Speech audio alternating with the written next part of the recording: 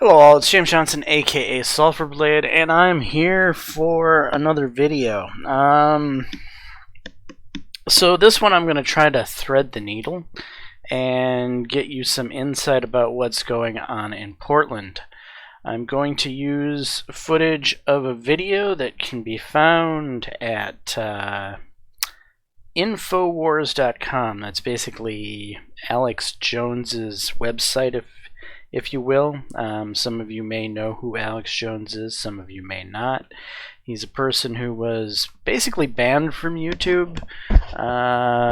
He has some outlandish, if you will, conspiracy theories, and then you have a lot of things that he's said that seem to be coming true. He certainly has a problem with George Soros. And he's probably one of the main people that push the George Soros conspiracy. However, at this point in time, I think a lot of what's happening in the U.S. has to, well, it has to make some of the things he pushes seem a little less far-fetched. I'm not going to say I am a fan of Alex Jones, and I'm not going to say that I dislike Alex Jones. I think he's an interesting person. I like to hear the things he says. I try to keep an open mind. I try to keep an open mind about most conspiracy theories. I think there's always something that can be glimmered by anything you hear. And I think Alex Jones is a pretty smart fellow, even if he is passionate about some of his topics. Anyway, on his website, you can find some more, well, unfettered information that you wouldn't be able to find on, say, YouTube, because YouTube has a lot of limitations about what can be posted on YouTube. In this clip, there will be no actual violence, so I don't think anything in this next section violates any YouTube laws or rules, so I'm going to go for it. Anyway, starting here, we're going to be watching a woman with the National Lawyers Guild write a number for Antifa members to call in case they get arrested. And we're actually going to be hearing from a quote-unquote spokesman for the... Well, I don't know if he's a spokesman. He's somebody who's willing to talk to a camera in regards to what's going on in Portland. So I'm going to go ahead and unpause this if I can figure out how.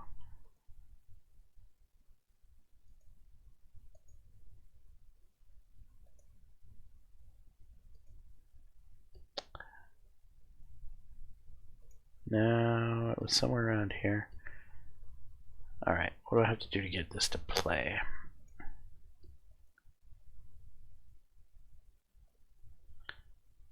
So what happens if we call this number? You would call this number from the jail, and we would help you get out of jail. Well, who do you guys contact? Huh? Who would you guys contact?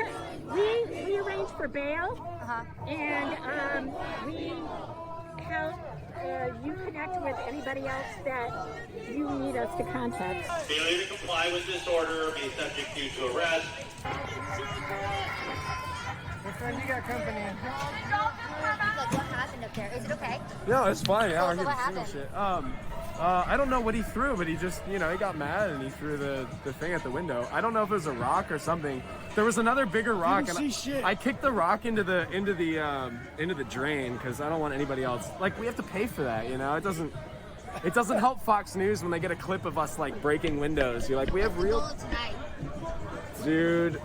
I don't know. It's to keep the consistent pressure. It's literally just to be heard. It's like, listen to us, because the normal routes, like, we want to be law and order, right? But it's not working. Let's be clear, like, the vast majority of deaths under domestic terrorism are committed by radical right-wing white Christian males.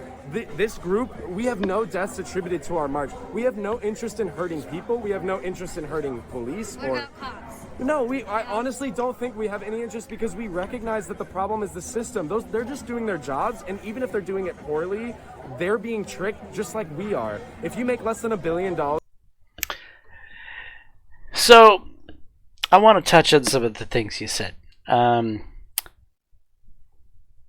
We're all on his side. We're being tricked. They don't want to hurt anyone. They don't want to damage anything. But it's their civic responsibility to be spoiled brats, is basically what he's explaining to you.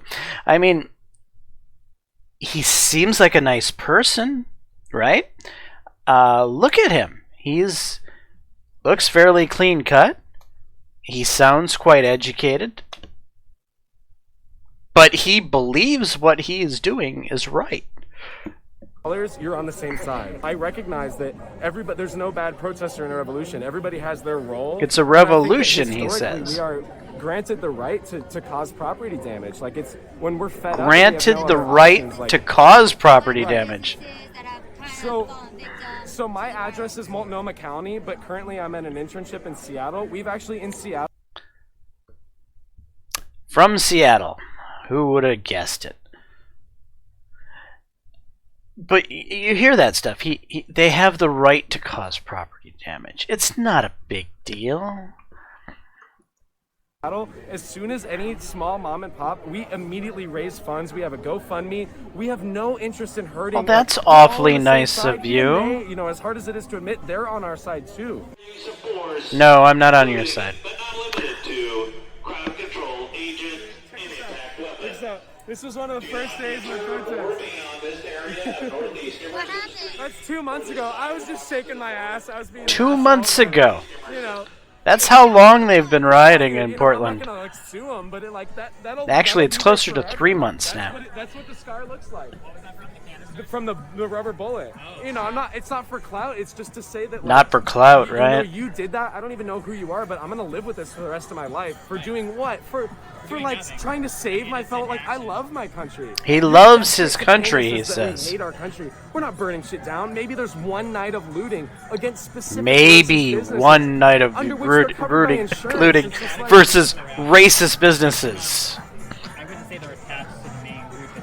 So who are these people to declare themselves judge, jury, and executioner to decide what business they're going to loot because that business is quote-unquote racist? They have passed judgment on that business, so they're going to loot it. No, they're not. No, we're normal people. We're literally normal people. It's just like, what do you do when you have nowhere to turn? They're normal people, he says. No, you're not normal people. Normal people don't behave the way you're behaving. Be here. So would you say you're a Black Lives Matter? I think ever since I was like a kid, I knew that I was on like it's BLM, it's Antifa, it's so many things all wrapped into one. It's like the people versus like power. You know, it is Black Lives Matter. Black Lives, it represents perfectly the ills of the system. That's just one thing though, you know. After Black Lives Matter, it'll be something else, and it'll be something else, and it'll be education, it'll be healthcare, it'll be housing. So it's never going to end with them. It's always going to be a fight for something, because he was born to be this social justice warfare. He knew it was his calling from the moment he was born. It'll be a minimum wage. It's all of it. It's all part of it. Like, officers plan to make targeted arrests of people involved in criminal behavior.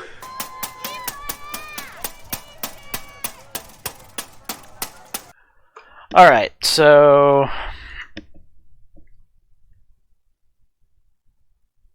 Let's just look at a different scene.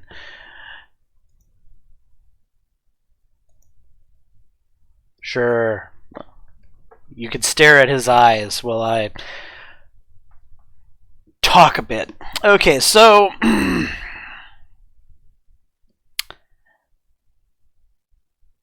I was talking with a friend of mine today, actually recently, and he said something that kind of struck me that I thought was very interesting. He said that this type of thing could really only happen in the United States, and that the reason it's happening is because the U.S. is successful, because we have a high GDP, because we have a population that has, quote unquote, a 99% and a 1%. And the other thing that he said about that I thought was interesting is that the 99%, they judge themselves against the 1%. They judge themselves against other Americans. They don't judge themselves versus the rest of the world. No, they see the disparity between Americans and Americans only. And so therefore, the quote-unquote poor Americans have things really badly, and they need to do something about it. And I thought this was an interesting way to look at it. Me, being retired Navy, I've been all over the world. I've seen many other countries, and the only country that I've been to that has the same quality of living, the same standards of living, the same infrastructure, the same just general quality. If you walk down a sidewalk and you go into a restaurant or whatever, the only other country I've been to that it felt like I was in the United States was Australia. But then again, I was stationed in Asia, right? I've been to just about every country there is in Asia. I lived in Japan for, over 10 years? And yeah, that includes Japan. Japan is not the quality of infrastructure that the United States has. It doesn't have the quality of infrastructure that Australia has. Japan is, in a way, I think of it as like a second world country. It certainly has its locations that are high tech. Like if you go to Tokyo or Yokohama, those are some pretty glitzy and high tech cities. Yokohama especially, very impressive looking place with some pretty impressive infrastructure. But Japan as a whole doesn't. Japan as a whole is like this scrunched up shoebox of poor infrastructure. All the streets are narrow, and most of the streets aren't in very good condition. Most of the houses aren't in very good condition. The sidewalks are in poor condition. I mean, Japan as a whole really looks like a crap hole compared to the United States. It does, but it's a nice place. Don't get me wrong. Compared to other parts of Asia, it's certainly a step above other countries that you could visit.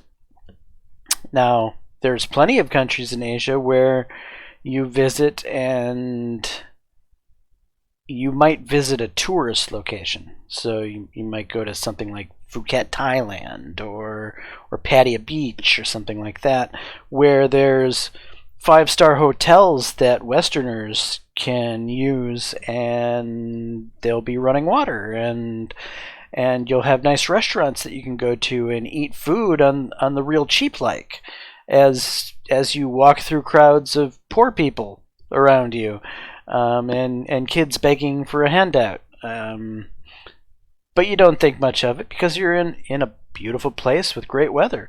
And the people generally are quite nice.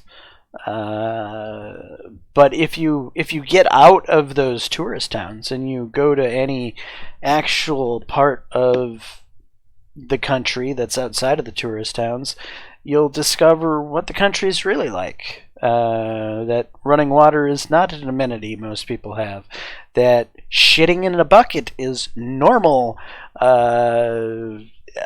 Clean water is a luxury. Yeah, so basically the point I'm trying to make here is we've got spoiled kids like this in the United States who actually believe they're oppressed, that they're living in this horrible country that needs to be fixed, that needs to be made more equitable, right? We need to take the money from the ultra rich and give it to the poorer Americans like him to make it more equitable.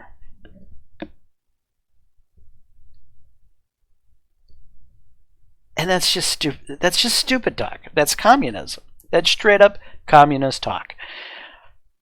I wish I could take people like this and send them around the world. Let them spend time in countries in Africa. Let them spend time in countries in Asia. Let them discover what the rest of the world is like. And then when they come home, maybe they'll figure out that the U.S. isn't quite the evil, horrible place they think it is. Look at him. Look at his shirt. Look at his jacket. Look at his face mask, for God's sake. He's well off, obviously. He's got a clean-cut haircut. He's got a haircut during the coronavirus. What's up with that? Where's the barbershop that did this? Anyway, the point of the matter is, we have a lot of young Americans who have no idea how good they have it in the United States. And they take that for granted. And then they take the liberties that the United States gives them for granted, and they use it as a tool to fight against the country that gives them all of this special treatment that they have. They have running water. They have a roof over their head. They have life so much better than the majority of the world has it. But they don't understand that. The only thing they understand is their jealousy of the billionaires who have all the money in the United States. They're jealous of those that have. That's what this boils down to, is jealousy. Pure and simple. Anyway, I'm James Johnson, aka Sulfur Blade. This is my content. Hopefully you've enjoyed this kind of behind the scenes look at the crap going on in Portland, and maybe you found the explanation of why they're doing it from this young American to be somewhat enlightening. If so, please smash that like button. And until next time, all. Peace. Oh, come on.